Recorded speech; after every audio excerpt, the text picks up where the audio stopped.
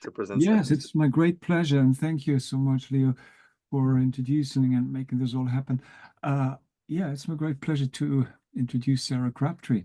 But before that, before we go into the backgrounds of that talk, I want to say a little bit about our Cambridge Institute for Music Therapy. And yes, so my name is Jörg Fochner. I'm Professor of Music, Health and the Brain, co-director of the Cambridge Music Institute for Music Therapy Research, which we founded in 2017. Yeah, we received high national and international recognition, and especially with our Queen's Award, and Sarah is alluding to that in her abstract already.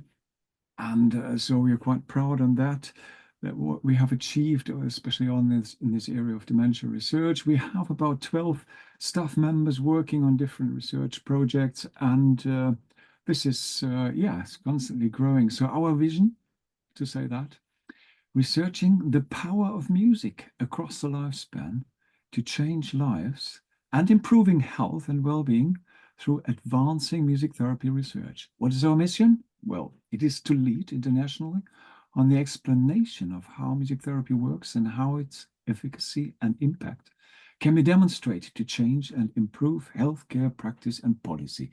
You can see I'm reading that here because we are growing with our ideas as well. And our strategic aims, of course, we want to build research excellence and impact, as we have already done so far.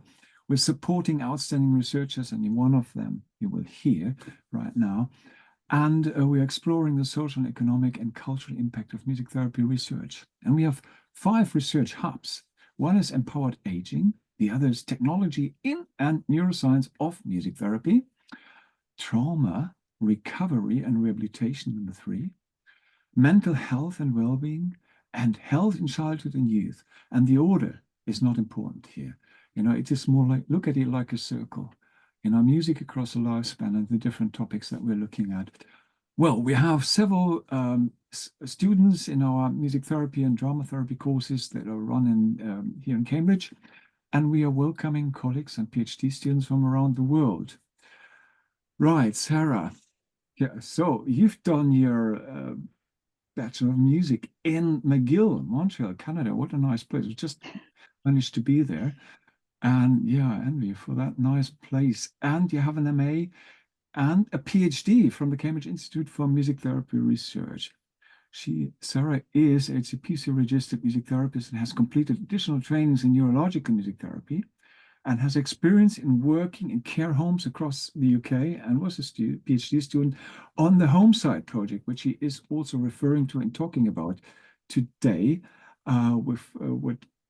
where she gained some of her data, but of course now over the time that she's not here with us anymore, she's gone into the King's College in London and is there at, and I hope I was saying that right, Cicely Saunders Institute and the Centre for Translational Medicine. Okay, you're nodding, which is good. So that means I've not, I didn't want to say Sicily or something like this. Okay, well, you've focused on, the field of dementia care, exploring the use of various musical activities to improve or maintain cognition, which is such an important thing to have and to do when it comes to for dementia care, and to reduce the neuropsychiatric symptoms in people living with dementia.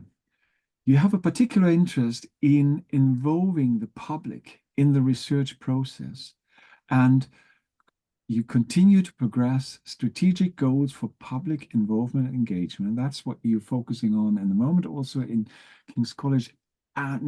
King's College in London. And yes, I'm really keen to hear more about the rationale for the use of various types of musical activities in dementia care. So the floor is yours, and sorry for my, No, thank you very much, Jörg. Well, there we go. Just making sure everyone can see the screen. Yes, no problem. Perfect. So thank you, Jörg, for the great introduction as well. I feel like you've done part of my job for me as well, which is really nice. And I'm also just going to say it's really nice to see so many people from several different countries as well, some who are joining over kind of lunch in North America. as well as some of my colleagues from King's College as well, who I've also seen, along with some of our public members who I also work with quite closely. So kind of welcome to everyone, and it's really nice to have such a kind of a range of people from all sorts of different places and experiences. So thank you for joining. So to continue on from Jörg's introduction, I did want to spend a little bit of time on this because I feel like it's also really important for people thinking about going into research and for that early career research pathway as well. I think with music therapy, unlike something like medicine, there isn't necessarily a clear path to doing research in music therapy. And therefore just wanted to spend a little bit of time also to share where I'm coming from and where my ideas have kind of influenced my research as well. So in this first picture on the left here, you can see that I am mixing something in a lab. And I think this is actually one of the pictures I think really reflects my high school years well, which happened in Canada. But in this particular instance, we were doing some, we were extracting some DNA from banana. And I also had a concert that day as well. So you can't quite see in the picture, but I'm in my full black dress, ready to play a concert in the next hour or something of school, but I didn't want to miss my biology. So I did have quite a strong interest in science as well as music. But music has always been there throughout. So from there, I ended up doing, as Jörg said, a bachelor's degree in music, and in particular the flute. So that's my main instrument for those of you who don't know me well.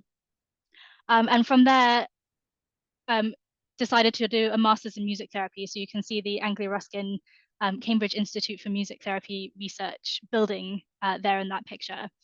And in that time as well, I continued to play the flute. So the next picture we can see kind of in the back of an orchestra playing the flute. And this is actually in King's College Chapel in Cambridge, which was a great experience. I was then qualified as a music therapist, and I worked with MHA, which is a care home company in the UK, and was there for about 3 years, overlapping with the early 2 years of my PhD as well. So that next picture is my first day as a qualified music therapist. And in the next picture, we can see me holding my thesis as well, because I think that was also a very significant moment. Again, kind of mixing some of that research and kind of science interest that I have with music and my music therapy work. And again, as Jörg mentioned, I now work at the Cicely Saunders Institute as a research associate, as well as a public involvement coordinator. But along with this, also continue to play. So the picture at the bottom right of me playing the flute was actually taken maybe a year or something ago. And I still continue to play in orchestras in London while I'm here, because music, as you can see, has just been a very big part of that career journey. And I think this is to say that I don't necessarily have a kind of a pathway in my life that said I'm going to do a PhD and I'm going to become a researcher, but that sometimes if there is an interest, it's worth pursuing. And for anyone who might be kind of on the fence or thinking, I have an interest in this, but I'm not sure. I think especially with music therapy, you don't need to be able to say, like, I've done all of this research experience and therefore this is the next natural step. Sometimes it's being open to an opportunity that might be there, or just asking someone a question of what opportunities are out there for you.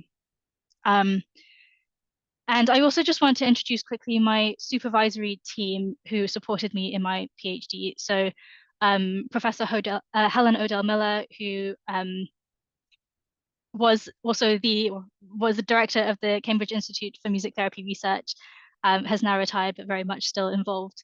And also Dr. Ming Hung Su and Dr. Jonathan Poole, who I think I also saw on this webinar as well. So hello.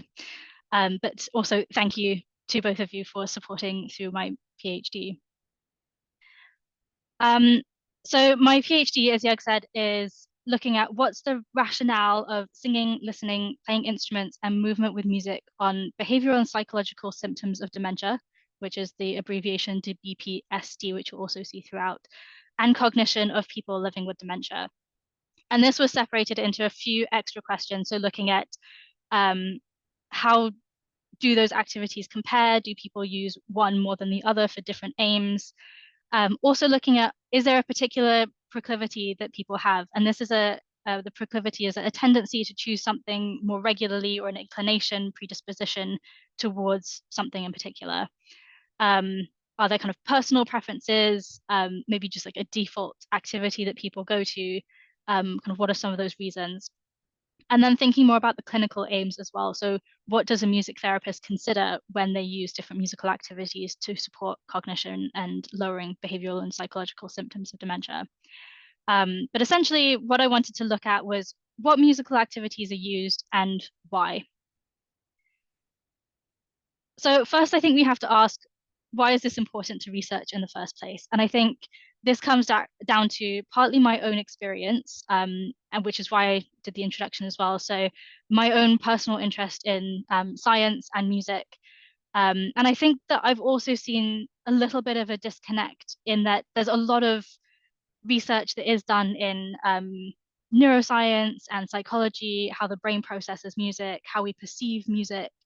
And that's not always translated into a very kind of clinical music therapy practice. Sometimes it is, and I think kind of Jörg's own work will show that. But I think there is sometimes a little bit of a disconnect where we can bring more science into the rationale of why we use certain musical activities. So that was also at the back of my mind.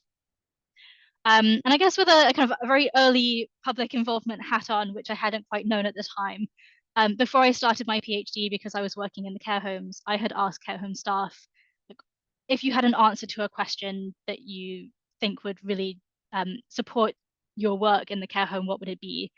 And one of the really frequent answers that I got was just how to engage people with dementia towards the end of life. At earlier stages, it's much easier to engage them in like a game or a quiz or singing some songs. But when people lose that ability to speak or to move around, then what? And that was also in the back of my mind while doing this PhD as well. Like, how can we support people to identify and still manage to engage people who kind of have a lot to collaborate with and to join in with, but people don't necessarily know how to bring out that engagement. And it was also the case that in a lot of literature that I read, there was a lot of lack of clarification on what's involved in a music therapy intervention. And I think this comes down to a very simple question of kind of what is music therapy, and different musical activities are used in different sessions with different people, and it might change week to week, person to person, and it is very individualized. And I think it's also to say that more standard and detailed interventions are needed, but also not to take away that personalized approach to providing an intervention. So this was the background as to just why I was doing this in the first place. So for my PhD, I took data from 3 different areas: a systematic literature review, the HOMESIDE study, which Jörg mentioned, and I'll go into more detail about that when I talk about that section, and then also some input from music therapists. And given that I don't have too much time, I'm going to focus a little bit more on the quantitative data from the systematic literature review, the diary data from the HOMESIDE study, and a little bit of the comments, as well as input from the music therapists, but more of that quantitative side. And I will also kind of bring together those main research questions rather than going into detail with all of the different things that I looked at. So just starting with the systematic literature review, I use the search terms dementia and music, and singing or listening or instrumental music, and cognition or behavioral and psychological symptoms of dementia, or BPSD, which is the abbreviated version of behavioral and psychological symptoms of dementia, and also intervention. So these were the search terms that I used. And I wanted to include studies that had participants who were over 18 and diagnosed with dementia, that had an in-person music intervention, so either individual or a group. And it needed to be an RCT study, so a randomized controlled trial, but also have a music as a main intervention and a standard care or some sort of control group. And I also wanted to find studies that used an outcome measure that involved BPSD, so behavioral and psychological symptoms of dementia, and or cognition.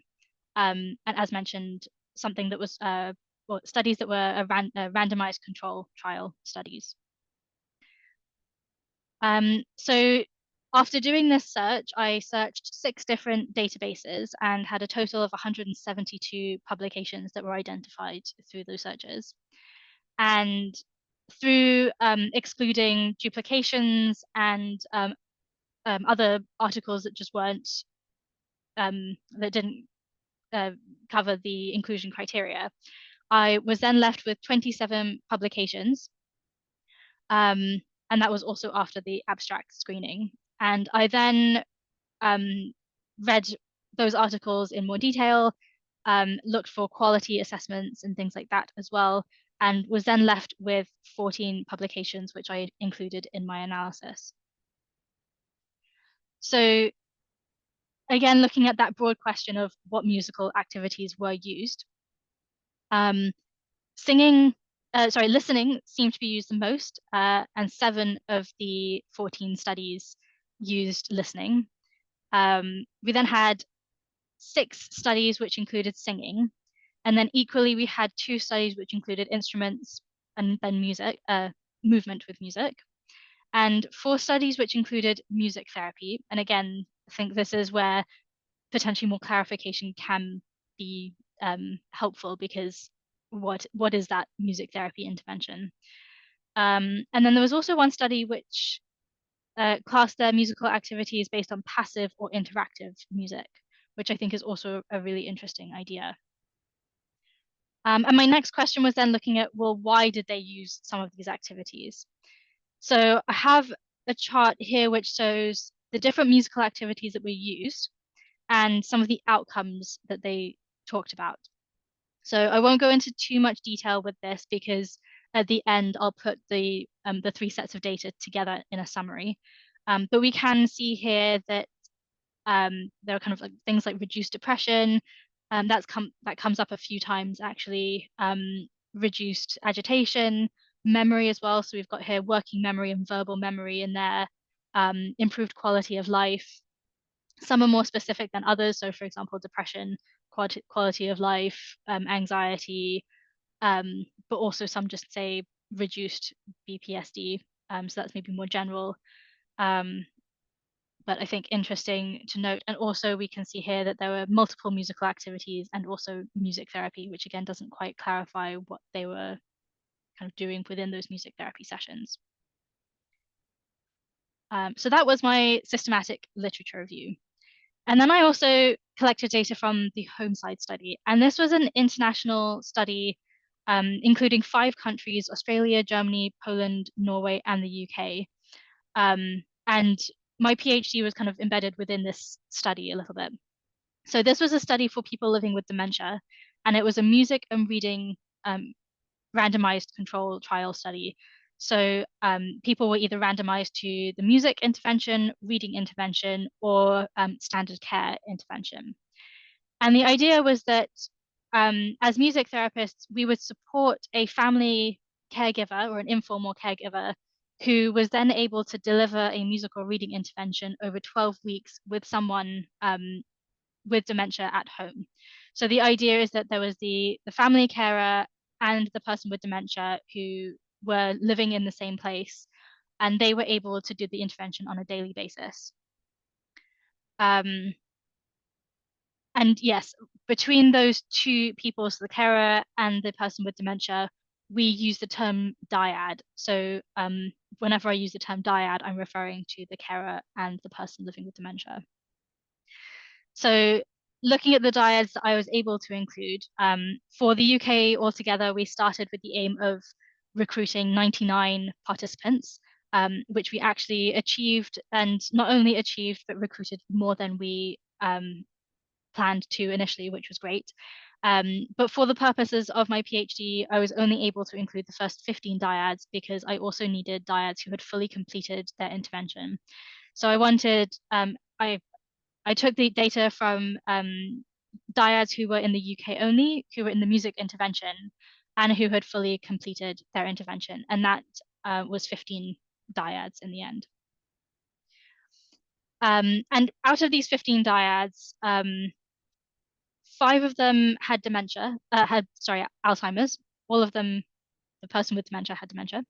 But 5 had Alzheimer's, 3 had vascular dementia, 2 had frontotemporal, 1 had Lewy body, 1 had semantic dementia, and 3 had other. And this may have been either unknown or something like Parkinson's, or kind of an undiagnosed or multiple forms of dementia. And the relationships within those dyads, we had 5 child and parent relationships and 10 spousal relationships. And in this case, it was always husband and wife. And then for age, the range of ages for the care recipient, so the person with dementia, was 69 to 89. And the age of the caregivers was between 55 and 80. So as part of the HOMESIDE study, we asked each dyad to complete a diary for every single day that they used music. So they had a nice little booklet with several pages of what you can see in front of you. And they were asked to complete this every day. So we had information on the time of day, the date, how long they used music for, the type of musical activities they used, and then also some information on kind of what the effects were of the music for the rest of the day, and also what their shared experiences were. So for the 15 dyads that I was able to include in my PhD data, the comments in the diary entries were between 28 and 98. So that means that dyads used music 28 to 98 times during the 12-week period. And the length of the comments in total for the entire diary was 491 to 4,507 words. And this then equals around 6 to 78 words per entry. So some of them might have been very, very brief. Today was great, we had a lot of fun, and some, as 78 words, would have gone into a lot more detail as to what they did and the effect that it might have had and how much they enjoyed it or not.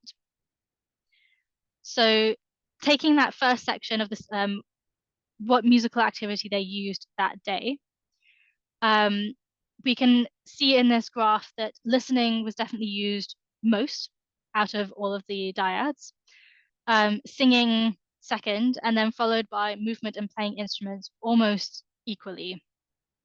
And I think this is really interesting to look at because there are many reasons why this might be the case. I think the general idea is that listening might also just be easier. And this is thinking about things like carer burden, musical understanding as well. Like I can't ask someone to learn to play the piano for this sort of work. But if people do play the piano, or if they have some sort of musical experience, they might be more comfortable and more confident, even just to play more simple instruments like a tambourine. And I think it's also a question on access to instruments as well. So in the UK, we provided instruments, just kind of small instruments like tambourines, shakers, little instruments like that the dyads were able to use as part of the intervention. However, this wasn't the case in all of the countries. And I'm going to add a little kind of side note into this as well. That since my PhD, we've now done more analysis with some of the other dyads in HOMESIDE, and this small graph on the left involves 10 different dyads over the 5 different countries. So I'm not going to go into the details of it, but we can see here that movement, singing, and listening probably fairly similar, but playing instruments was used much less than in the UK specifically. And I think this is where it's useful to consider the access and availability to instruments, because in the UK we provided them, whereas that wasn't the case in the other countries. So just to go through some quotes, which I think are really interesting to hear, and this is from the diary comments. So Diad 11 had said, "I've been really depressed and not wanting to do anything, haven't I? It's just been really nice to sort of do something completely different and do something with the care recipient. So the music, it's been really lovely to actually be able to do something together on equal footing as well."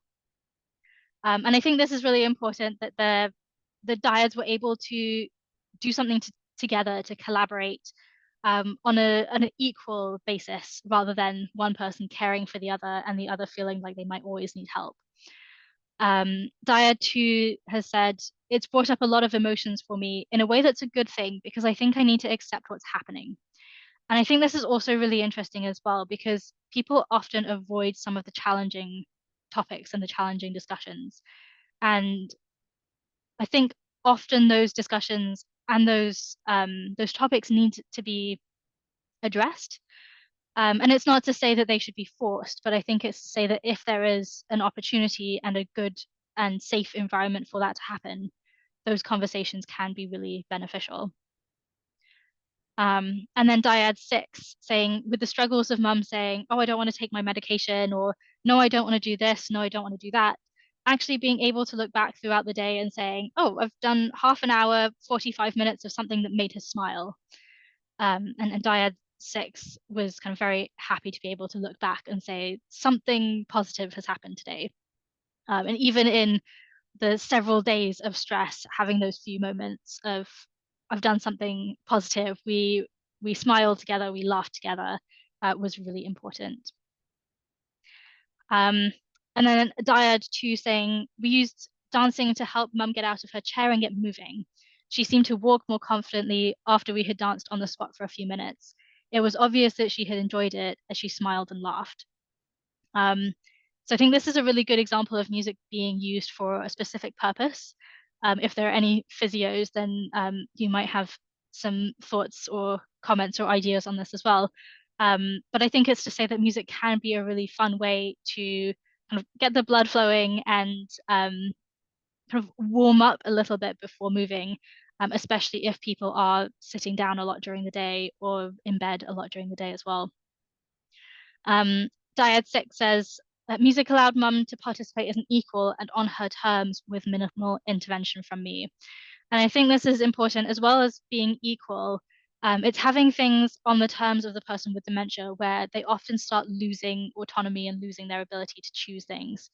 And also minimal intervention from the caregiver. So again, maybe there are some interesting things to dig into there about carer burden, and sometimes just having a break can be really helpful for the carer. And lastly, Dyad 8 said, "This week has just the care recipient has decided he doesn't want to do anything at all. No music, no exercise, no walking, no card games, hoping this is just a phase." And I think this is also just to say that music isn't always appropriate all the time, and there are always kind of people who this isn't going to necessarily work best for, but also days where people just need a break. And I think for all of us, whether we have dementia or not, there are days where we say, you know what, I'm just going to take today off, and that is okay. So again, kind of summarizing this information. So try to look at it in kind of two different ways. So one, looking at, was there a particular aim that the dyad had which triggered the use of a specific musical activity? And then did that musical activity provide an outcome? So was their aim achieved because of using that musical activity? So again, I'm not going to go into too much detail with this because there is a summary at the end. But we can see some interesting connections here. Listening, for example, you can see the care recipient was calm, but it also increased calmness. Also the opposite of that, so kind of aiming to reduce stress and then increasing calmness. We can also see some gaps here as well. So it seems as though it's potentially clearer to the caregivers that specific aims would lead maybe more to listening and movement rather than something like singing or instruments, because there wasn't any clear understanding of, or kind of, there wasn't any clear path to from a specific aim to using singing or to using instruments. So yeah, some interesting things in there. And this then leads us to the music therapist survey that I completed. And this was my final source of data. So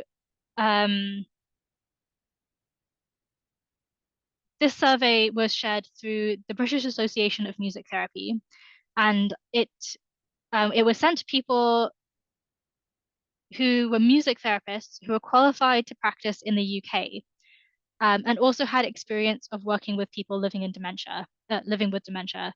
So qualified to practice in the UK would mean that they need to have HCPC registration, which is the Health and Care Professions Council, HCPC. I hope I've got that right. So in total, we had 31 participants who completed the survey. And as a kind of general idea of where some of those participants were coming from, 14 of them were qualified as a music therapist for between 1 to 3 years, and had worked as a music therapist with people living with dementia. And this isn't to say that this was the main category, but there were also others who were qualified for maybe 6 months, but also going up to 20 plus years qualified and practicing as a music therapist. And also 21 participants worked in a residential care home. So this was also separated between a nursing home, but also other locations such as an NHS site, or maybe a kind of unit in a hospital or something like that. But the majority seem to work and have experience in residential care homes working for people living with dementia. So this was asked slightly differently, but we can see some trends in here. So the question that was asked for the music therapists is, which activity do you use the most? And then kind of rate that from most to least. And the options they had were singing, playing instruments, movement with music, listening to music, and other. And other could include any sort of activity such as songwriting, musical activities or games. And this might be something like listen to the music and the first person to guess what that song is kind of wins, or something like that. So that sort of game or activity. And also reminiscence work as well. So these were kind of 3 examples of what the music therapists mentioned in the survey. So we can see here that, I think very clearly actually, the most used musical activity among music therapists, or among these 31 music therapists, was singing. And kind of 25 out of that 31 suggested that they used singing more than any other musical activity. We can then maybe say and kind of suggest that playing instruments was used next frequent, followed by potentially listening to music and then movement with music. But singing, I think, was very clearly the main musical activity seen here. And from the clinical perspective, it was also asked, what musical activities do you use to achieve or kind of to address each of the following aims? So this was taken from the NPI, the neuropsychiatric inventory, which some of you may be familiar with. But music therapists were asked, kind of using that, which activities would you use to address each symptom? And there are some clear answers. So we can see things like for delusions, playing instruments seem to be the most common. Similarly, motor disturbance, playing instruments was the kind of choice of activity. But we can also see singing is quite frequent here as well. So hallucinations, agitation, depression, irritability, disinhibition, and also kind of tying with other areas such as anxiety, elation, and apathy as well. We then have for nighttime behaviors and appetite, listening with music seemed to be the common activity to use. And in some ways, actually, surprisingly, with something like motor disturbance, I maybe would have expected more movement. But playing instruments, again, I guess there are overlapping qualities to these activities as well, because when you play an instrument, you are moving. But I guess it's having that kind of tactile grounding ability to it. And this was also asked for cognition as well. So again, for something like memory recall, language orientation, we can see that singing is definitely the kind of priority. And very clearly for language as well, I think language really shows that singing was the kind of go-to activity for this, and potentially an area to be further explored as well. And then we can also see that playing instruments was used more for short-term memory and attention, but kind of very closely along with singing, which was also quite high as well. And then visuospatial skills, where we have playing and movement, again, quite close, but that kind of movement and tactile activity seem to be most common here. So again, just to summarize the results a little bit, but I won't go into too much detail. We can see some kind of overlapping areas here, similar to what I've spoken about in the graphs before, and that like some of these are also tying for the musical activity used most. And actually movement, we can see, wasn't really the go-to at all for behavioral and psychological symptoms. And similarly with cognition, we can see that listening wasn't really a go-to activity for cognition. But again, some of them are kind of several aims leading to a specific musical activity. So to kind of summarize all three areas and all sets of data that I looked at, this looks at which musical activities were used most over others.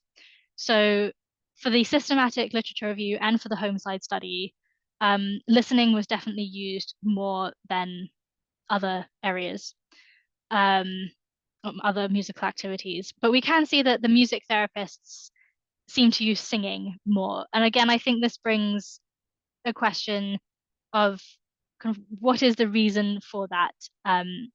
Is listening maybe easier to use? I think for a lot of people, for care homes, for example, it's much easier for staff who already have a lot going on to kind of turn on a CD in someone's bedroom and continue doing what they're doing, just because of the capacity of the staff in the home. Similarly, if caregivers who are living at home with someone with dementia don't have a lot of musical training or aren't quite comfortable using music at home, listening is much easier. It's relaxing. Again, if you're stressed, maybe something simple and relaxing is the easiest to do. But one thing that did come up with the music therapist survey was that music therapists seem to use singing most because it's a very versatile musical activity. So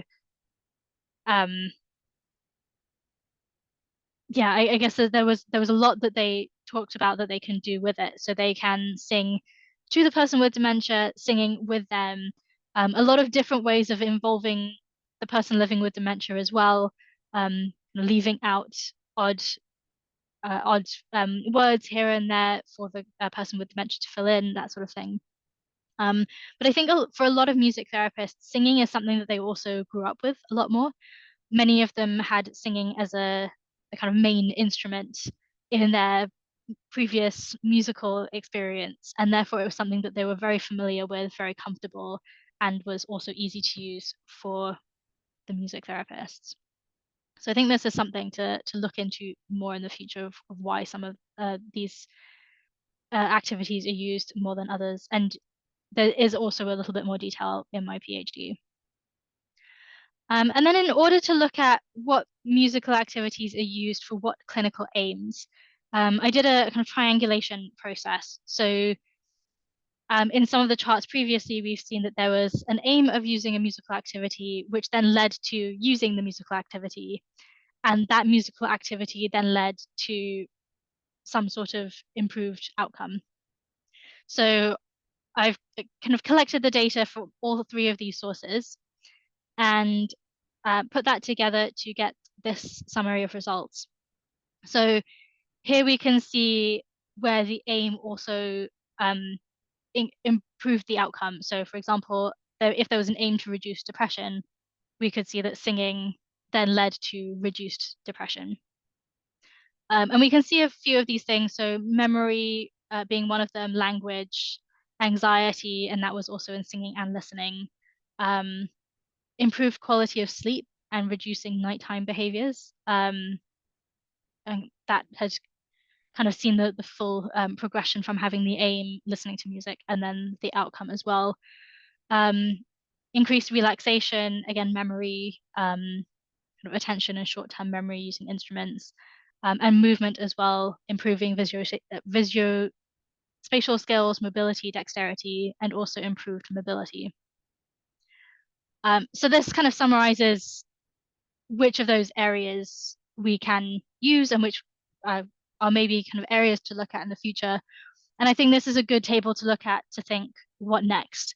And that might be for further areas of research or training and education, or also for our clinical work, because I think a lot of these also overlap. And therefore thinking about what's next, in terms of education, thinking about kind of continued training for music therapists, how do we make sure that updated research gets to music therapists, not only who are training, but also who are currently practicing, and maybe less able to access some of that information, and kind of making sure that they're kept up to date with new information and new data that comes out. But also training for informal caregivers and also fellow care professionals. And this is going to come up in the other areas I'll talk about as well. But I do think that this research really emphasizes the need for collaborative working in multidisciplinary teams, working with informal carers, providing support for the informal carers, as well as training them to use music on a daily basis, and providing kind of music therapy and support for that person with dementia as well. A bit more of a kind of triangle approach rather than an individual approach.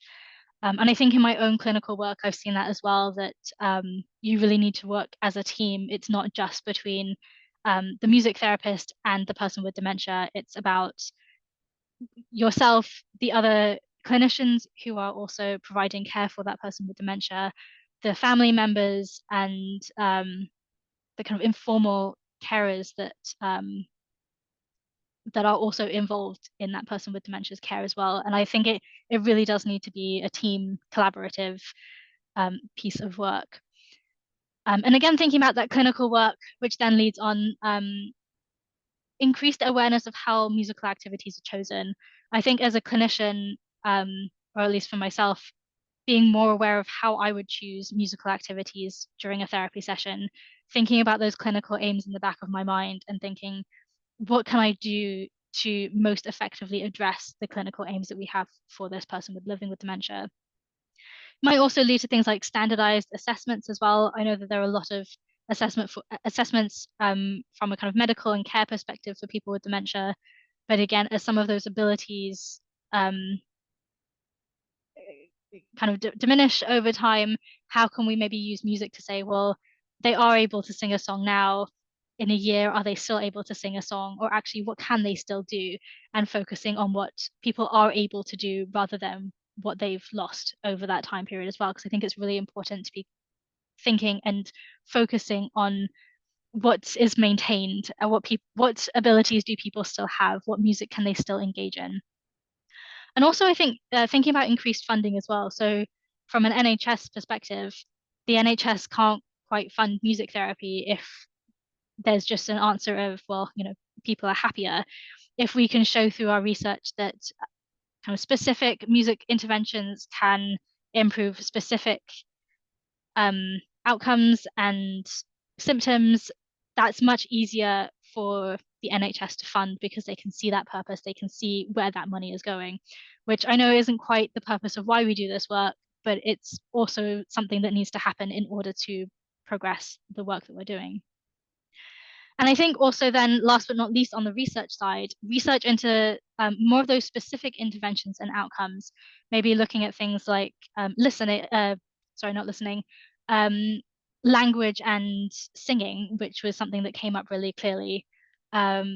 What musical activity, not just singing, but how do you sing with someone with dementia?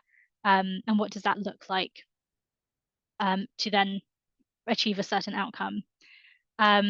Researching into that multidisciplinary work as well. How can we work with physios, with speech and language therapists, with other nursing staff, with care home staff, and how do we work with them to make that as effective as possible and use the music interventions throughout the week as well as through music therapy sessions. And also looking at public involvement, and this came up a little bit previously, but thinking about carer burden. And ultimately, this is where public involvement really is needed to know what sort of interventions and what sort of activities do the public want? What are they able to do? What's actually beneficial to them? Is it more beneficial to them to have a break and to not have to do anything? Is it more beneficial to them to just have very specific tasks? Kind of what works best? And I think that's also something that really needs to be considered and involved in there. But I think just to kind of wrap this up, this is very much kind of early research, and I think there's a lot more work that needs to be done in this area. But overall, at least for me, it's a case of making sure that the work done in the future will be making a difference to healthcare and to the patients who will actually benefit from this knowledge, because ultimately the reason that we do this work, the reason that we're in music therapy in healthcare in the areas that we are in is for the patients and for the public who benefit from this. And I think that's ultimately what we need to keep in mind and keep as the focus of why we're doing what we're doing. So thank you all for joining. I do have some references at the end, which I can maybe share if you would like to see. But otherwise, kind of keen to hear on any questions, comments, thoughts that you all may have. Thank you, Sarah. That was marvelous. Yeah, and you can see the clapping hands coming. And also we have a few questions in the Q&A.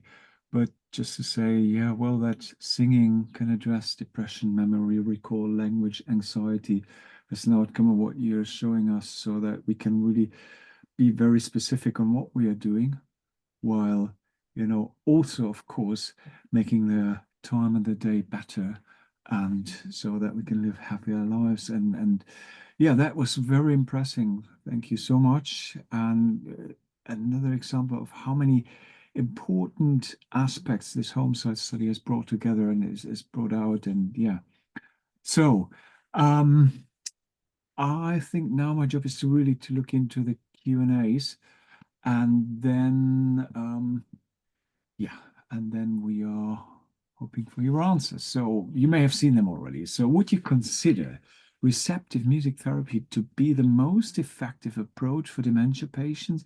If so, what specific types of receptive music therapy do you recommend? I think that was in the very beginning where you were showing a few more pictures there. So over to you. Yeah, so I mean, ultimately it's very personal, so it's hard to generalize and say that that approach is best for dementia patients as a whole. One thing that also came up in my PhD was looking at kind of stage of dementia as well. In the early stages, you can definitely do more active music, dancing, singing, even kind of keeping the ability to read going a little bit more as well.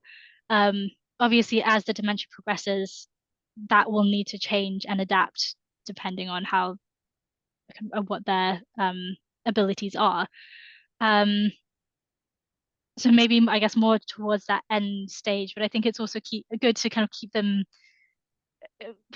keep people involved. I think everyone wants to be involved. No one wants to just be kind of in a room by themselves or anything like that in a care home. So as much as we can involve people and keep them kind of actively involved, I think the better.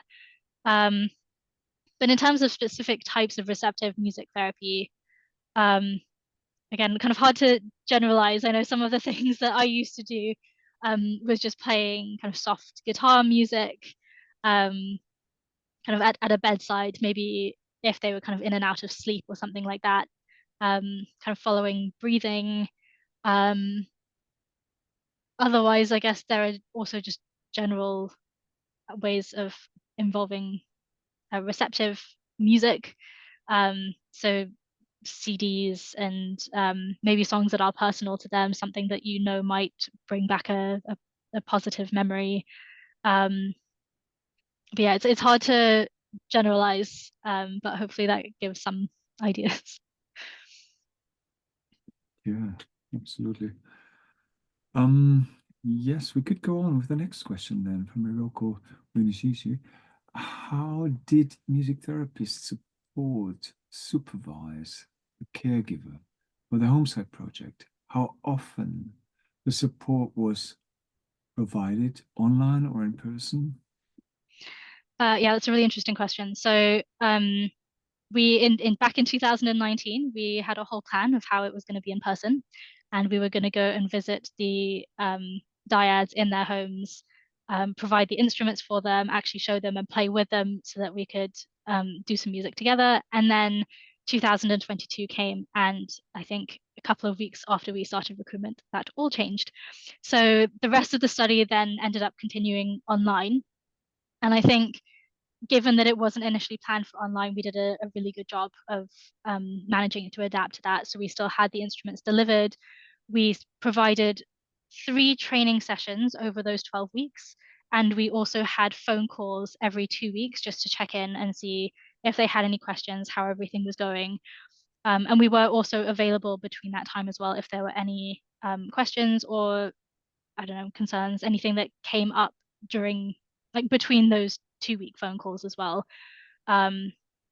So yeah, 3 training sessions and phone calls every 2 weeks over a 12-week period.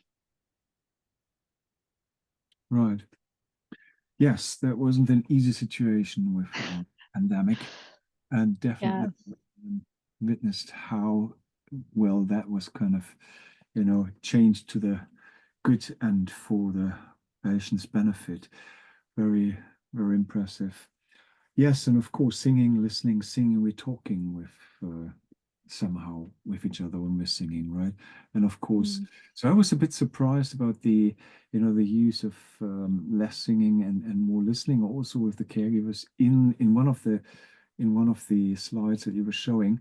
But then in the whole in the overall picture that you were offering us, I think it makes a lot of sense that, especially when it comes to them from the music therapist, that the work of the singing, of that kind of, really being with the person and in that proximity also over online can happen, so that there's really somebody speaking to me or is with me. So I love that very much. Well, next question, anonymous attendee. I'm wondering if you explored effectiveness of the different activities versus preferences or proclivity for using the activities. Yeah, so effectiveness in that kind of research definition of effectiveness, I didn't manage to explore. And this was also because there was a huge mix of different activities, so you can't quite separate them out very easily. And even if you ask music therapists, for example, a lot of the activities are used very interchangeably. Some one week more than the following week, depending on kind of mood, energy levels, all sorts of things. So I wasn't really able to explore that in that kind of research definition of effectiveness. But preferences, there was a little bit that I managed to get out of the surveys and some of the HOMESIDE data, but not really enough to make any kind of definitive conclusions. As I mentioned in the presentation, the music therapists did say that kind of singing was often a preference. They found that it was an activity that was comfortable for them. It was something they'd grown up with. It was also versatile. It's a very easy way of just kind of, oh, I can sing, and there's a lot you can do with that. It might be worth maybe checking my PhD as well.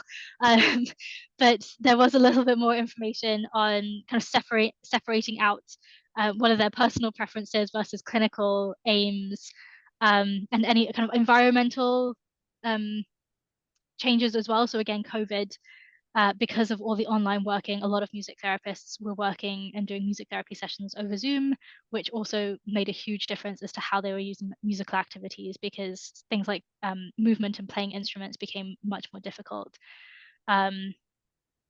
So there are a lot of different factors that go into it. And I think at this point, it would be a little bit unfair to try and make a kind of definitive conclusion and say this is why.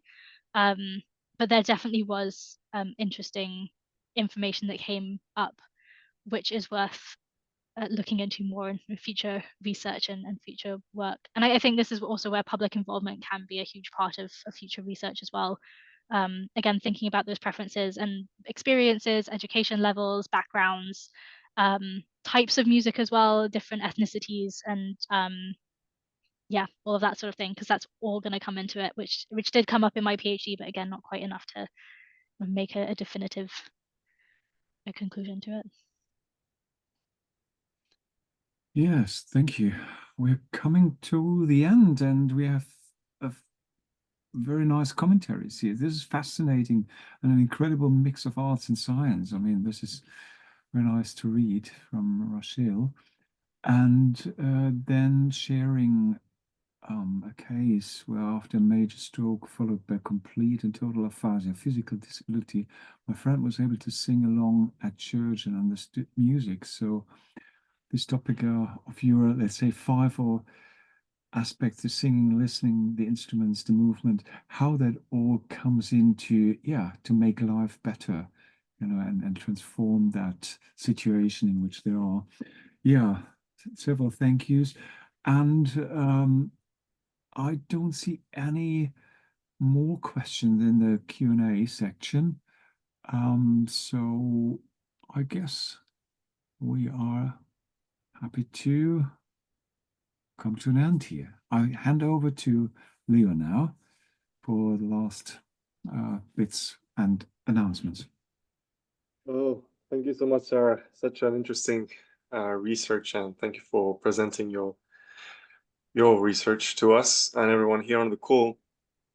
You can see so many people are saying thank you. You have had people, I mean, some of your own supervisors joined. Jonathan was here, and just seeing who was presenting themselves. Some people from around the world, Norway, Ghana, south of Wales, Cambridge, all around the world. So that's fantastic. So I'm just putting here and letting people know that there'll be a music therapy charity research conference coming up in January. So make sure you sign up to that, because that's the next lecture series that we'll be hosting. So there'll be Mark Ettenberg, I believe, that will be talking about music therapy songwriting. So still in the topic of music therapy, obviously. Please do join our newsletter, where you'll be up to date not only for rewatching Sarah's presentation. We will be putting that on YouTube. So I'm putting the link once again.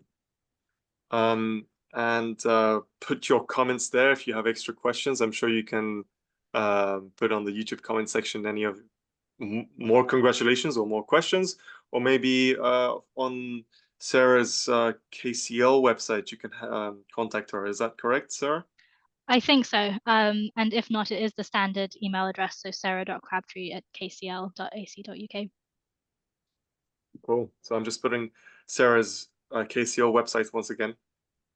And yes, very thankful for having you here today and attending to today's CIMTR lecture and listening to Sarah. There'll be a survey when you leave that you can give us feedback on today's lecture.